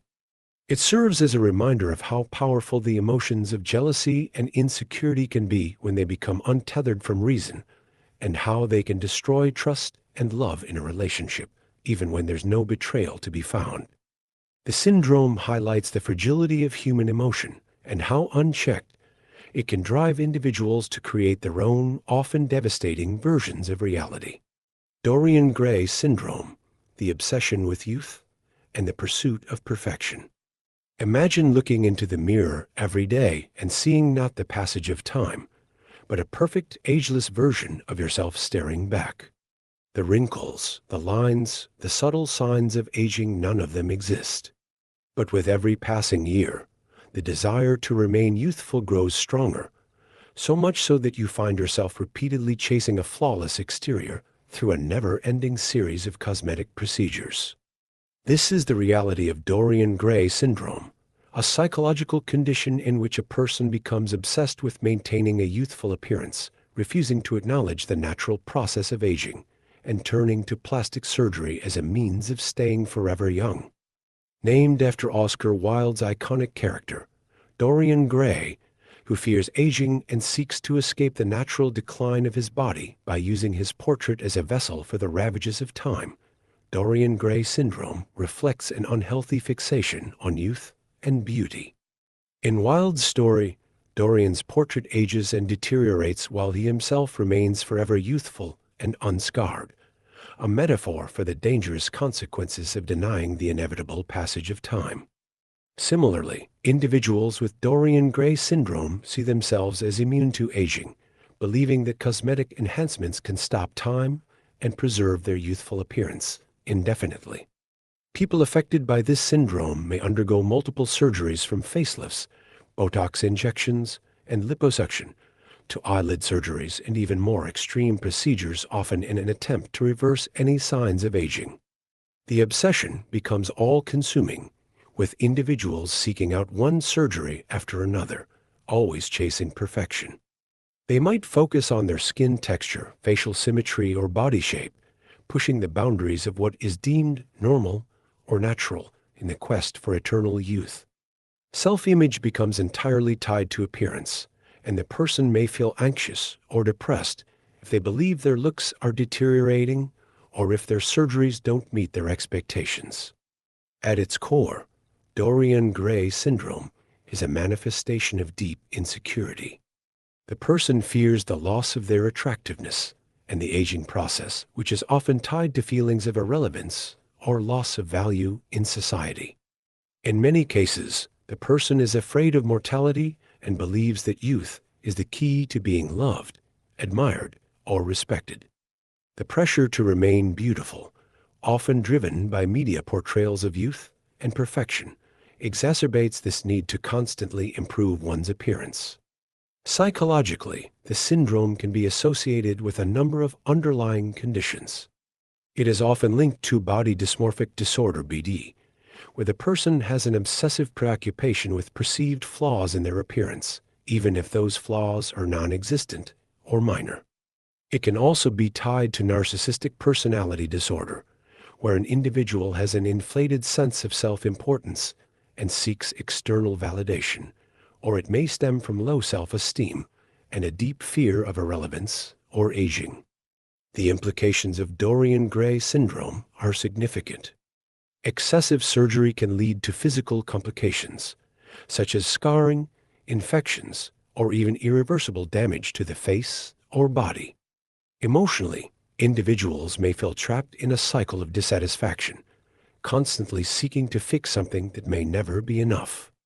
It can lead to psychological distress, depression, and anxiety, particularly when the person realizes that no amount of surgery can stop the inevitable effects of aging or the deep-rooted fears they have about their worth. Treatment for Dorian Gray syndrome often involves a combination of psychological therapy and education about the natural process of aging. Cognitive behavioral therapy (CBT) can help individuals confront their fears about aging and improve their body image and self-esteem. In some cases, working with a therapist to uncover the deeper emotional causes of the obsession with youth and beauty is crucial. Support groups may also be beneficial, offering a space for those struggling with body dysmorphia or similar conditions to talk openly about their experiences. Dorian Gray syndrome serves as a warning about the dangers of placing too much value on external appearance and the constant pursuit of youth. It reflects society's obsession with beauty and perfection, and how the fear of aging can lead individuals to lose sight of what truly matters: the acceptance of time and the beauty that lies in the authenticity of one's journey through life.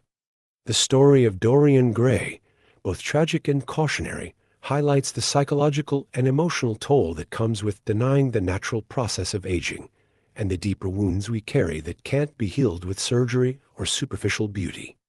Délires de Négation, existential denial, the belief that the world does not exist.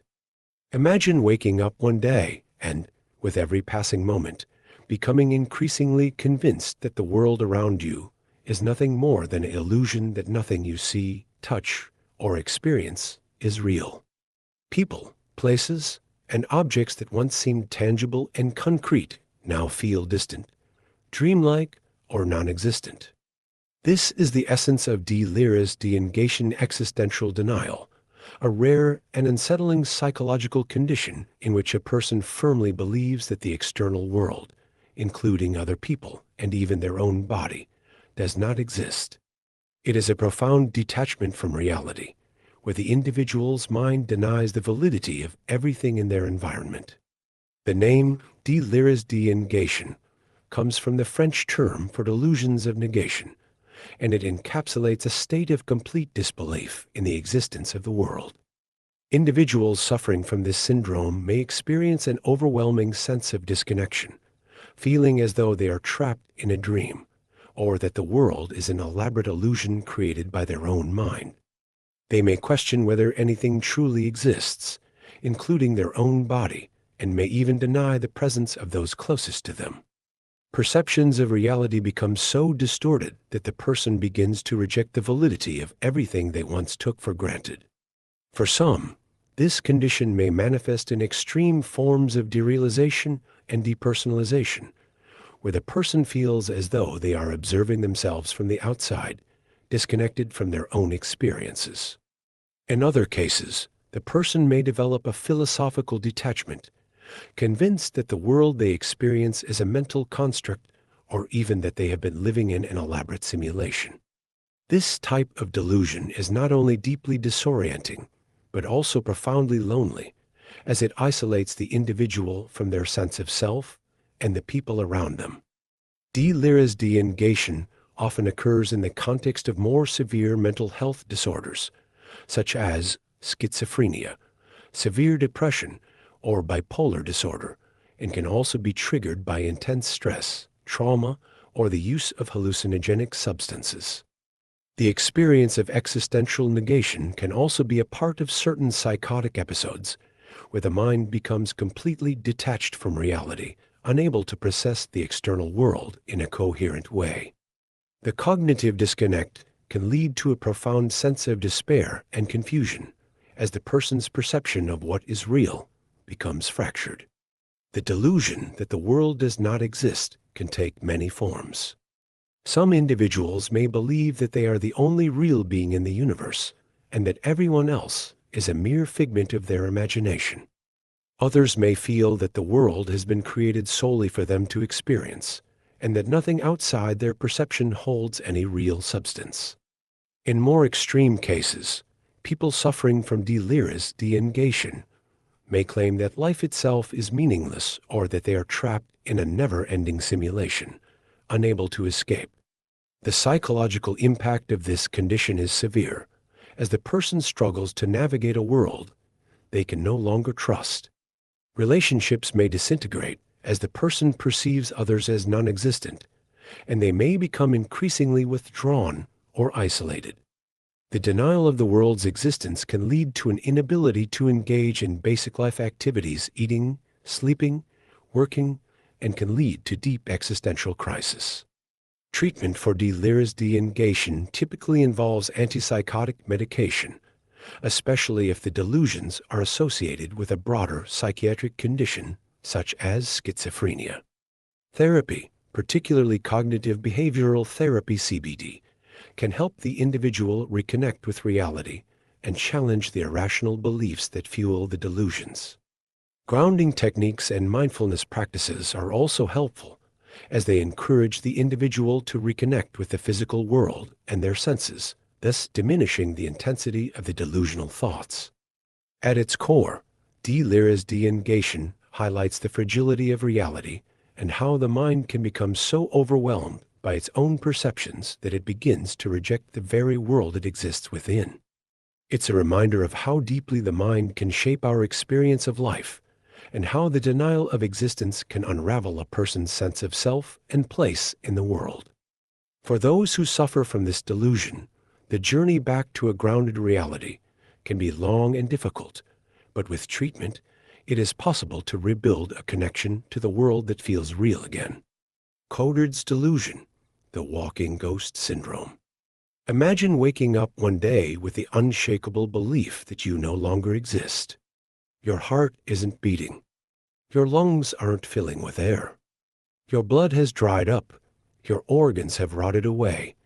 And you're nothing more than a hollow shell, a corpse that somehow still walks among the living. No matter what anyone tells you, no matter how much evidence is presented, you are absolutely convinced that you are already dead. This is the terrifying reality of Cotard's delusion, also known as walking ghost syndrome, a rare psychiatric disorder in which a person genuinely believes they have ceased to exist. Some individuals with this condition may insist that their organs have vanished, that their blood no longer flows, or that they are merely an empty vessel, a living corpse without function or purpose. In extreme cases, they may even refuse to eat, drink, or care for themselves, believing that a dead person has no need for such things. The condition was first described in 1880 by the French neurologist Jules Cotard, who encountered a patient, Madame X, who claimed that she had no brain, no nerves, no chest, and no intestines. She believed she was immortal, but also that she had already perished. With nothing to sustain her, she eventually starved to death, convinced that food and water were meaningless to someone who no longer truly existed. Cotard's delusion is often associated with severe depression, schizophrenia, and neurological disorders, including brain injuries and dementia.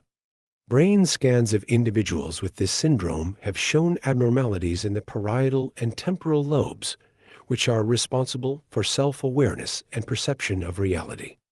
These distortions in brain function lead to an overwhelming sense of detachment from the body, making it difficult for the affected person to recognize their own existence. For some, the delusion takes on a supernatural aspect.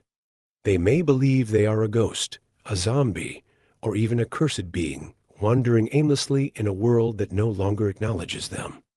Others experience it as a kind of personal apocalypse, where they are the only dead thing in a world still teeming with life. Perhaps the most chilling aspect of Cotard's delusion is the emotional void that accompanies it.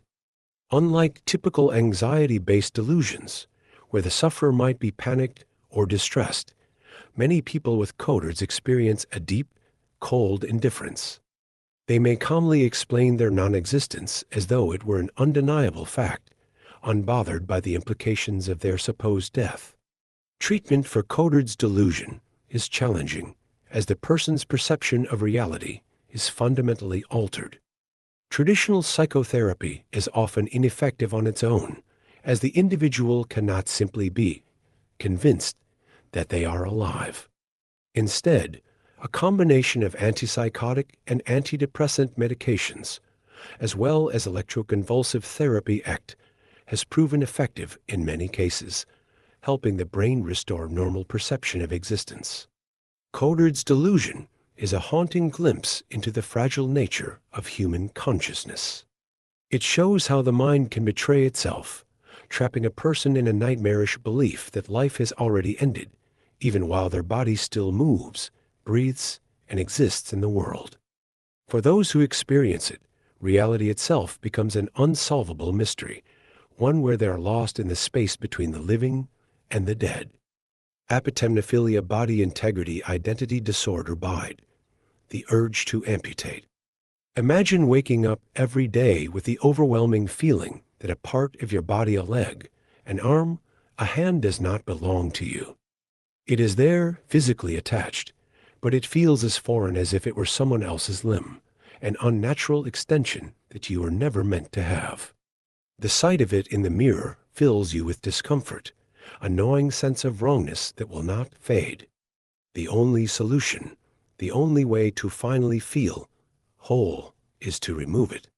This is the unsettling reality of apotemnophilia, also known as body integrity identity disorder, BIDE, a rare and deeply misunderstood condition where individuals experience an intense, persistent desire to amputate a completely healthy limb because they feel it is not a part of their true self.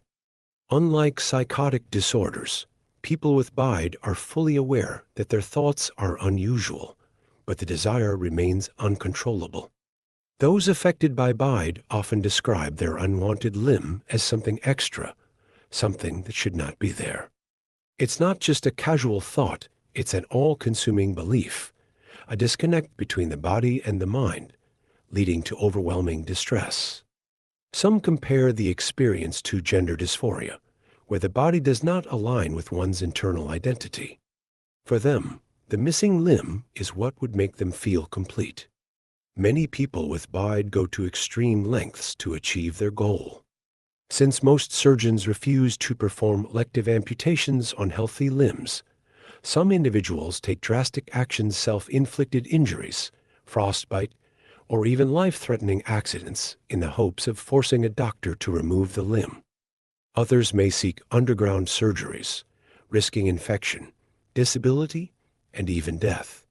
Despite its psychological nature, BIDE is not yet fully understood. Brain imaging studies suggest that it may be linked to abnormalities in the right parietal lobe, the part of the brain responsible for body perception and spatial awareness. This suggests that BIDE is more than just a mental fixation. It may be a neurological disorder, where the brain fails to recognize certain limbs as part of the body. BIDE is distinct from self-harm or psychosis. It is not about wanting to suffer, nor is it caused by delusions. Instead, people with BIDE believe that removing the limb will bring them peace. And in some documented cases, after amputation, individuals have reported immense relief and a newfound sense of harmony with their body, though the ethical implications of elective amputations remain highly controversial. Currently, there is no definitive treatment for BIDE. Therapy can help manage the distress, but it rarely eliminates the urge. Some experimental treatments, such as brain stimulation techniques, are being explored to alter the brain's perception of body ownership. However, the medical world continues to debate: should amputation be considered a valid medical solution for a psychological condition? BIDE challenges our fundamental understanding of identity and body ownership. It raises uncomfortable questions about what it means to feel whole, and whether medical ethics should allow people to alter their bodies in pursuit of psychological well-being. For those living with BIDE, the battle is not against disability, but against a body that feels like it does not belong to them at all. Thank you for listening this far. If you enjoyed the video, don't forget to leave a like and share your thoughts in the comments.